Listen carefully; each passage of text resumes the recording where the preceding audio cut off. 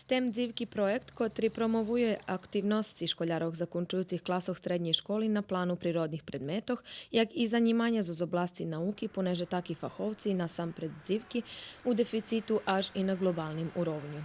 Mi u školi už dlhší čas robíme na osúčasňovaniu na stavi prírodných predmetoch i matematiky, takže to je jeden z rezultátov.